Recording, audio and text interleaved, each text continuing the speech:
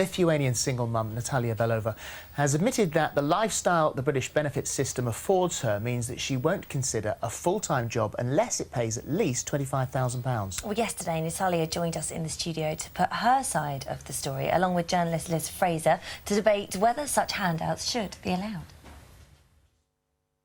Natalia, welcome to the programme. When did you arrive from Lithuania? In 2005. And did you come to a job?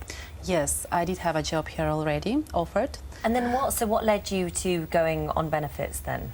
Well, I became pregnant, and at the time I was redundant just at the time I was pregnant. So my friend advised me that I can go to job centre and ask about the benefits which I might be entitled to. Well, the benefit system is there for people who find their circumstances require them. Everybody watching would understand that. So were you surprised by how much you could get? When I went to job centre and applied for their housing benefit, council tax benefit, they were available for me. Sure, I was looking for jobs still when I was pregnant, but unsuccessfully. Nobody was taking me on board.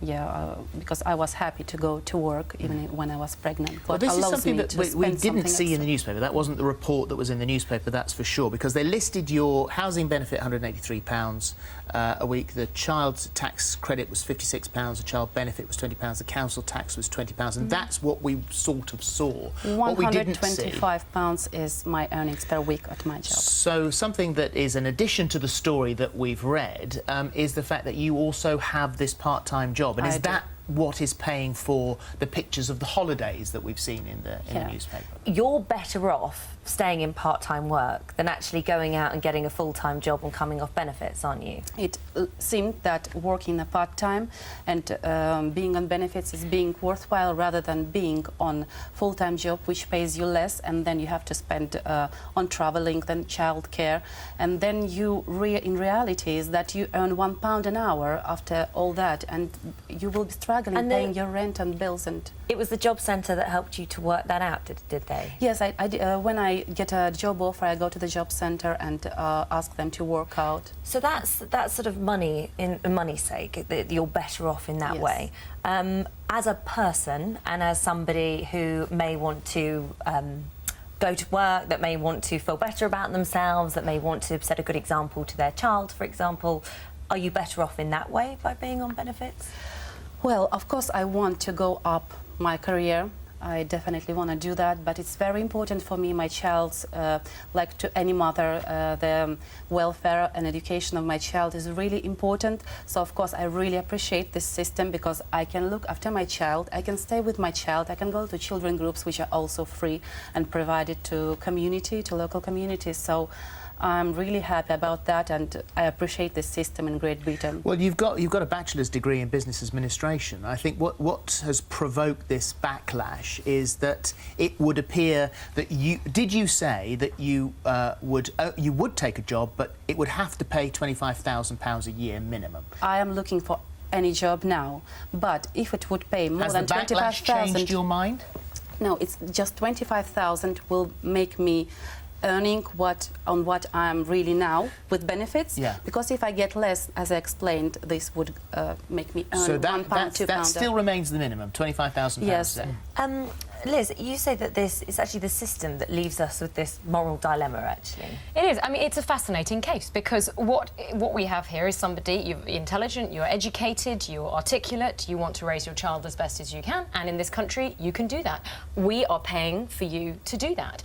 And so, excuse me, there's one argument which says that's immoral, you shouldn't be doing this, you're living off the state. But there is a very important point, which is that, as you say, this exists. This is a fault in the system, if you like. You're not doing anything wrong. Absolutely right.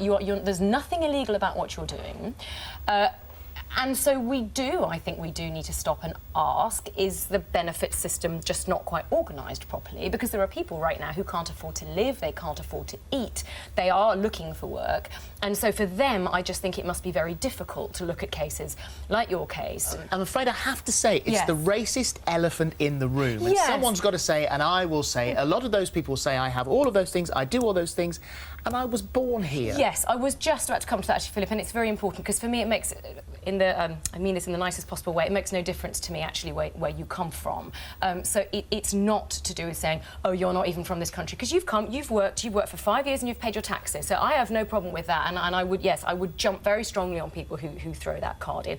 We are part of the EU, and we have always, historically, we have always been a country that welcomes people from abroad, people who contribute to society. So that's not the issue, and there are just as many UK citizens, people born here always from British families, who are doing a very similar thing. What we have to do now is we have to ask why the system allows this. Because really, you see, the problem is you're a mother, you're a part of a society, and our society is actively not encouraging people to work, to go and work. Why would you work if you're earning an awful lot less? My answer to that is actually exactly what you alluded to, Holly, earlier on, and you said you as a person, how you feel when you work, when you earn your own money. My family always brought me up to earn, to work for myself, to earn my own money. My parents do not and have never helped me financially sort of out of education.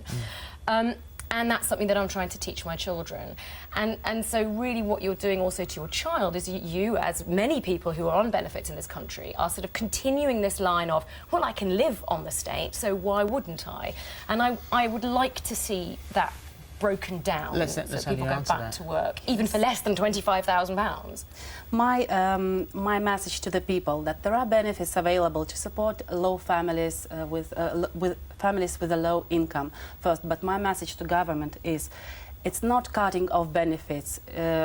It's better to look at the job market and see if qualified people get the right job, right pay for their job, because this is important. I invested a lot of money and time to studies where I end up with a bachelor's degree and 6 languages, and I have a lot of experience where I could involve this to my future job. I want the real job, yes, but where I can apply my education, where I can just where the job will be just real and where I can apply my education. Yes, but you're not unique. I have a degree, I speak only 3 languages fluently, you know, but I have a degree and all this stuff, and so have so many people watching now, so many people who are unemployed, have worked very, very hard.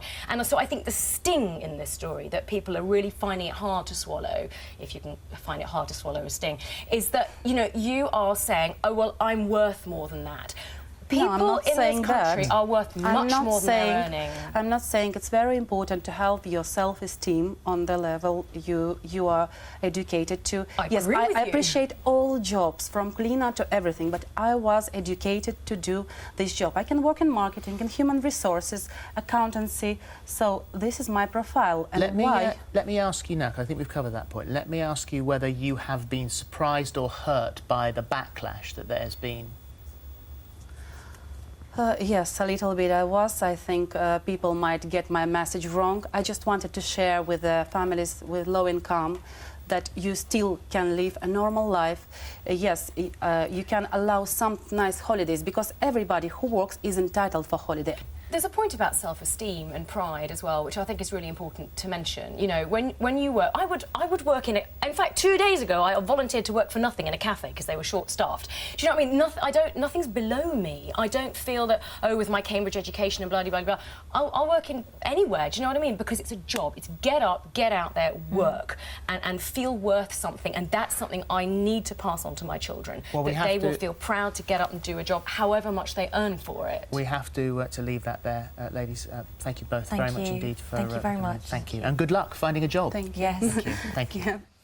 Oh, bet that got you talking.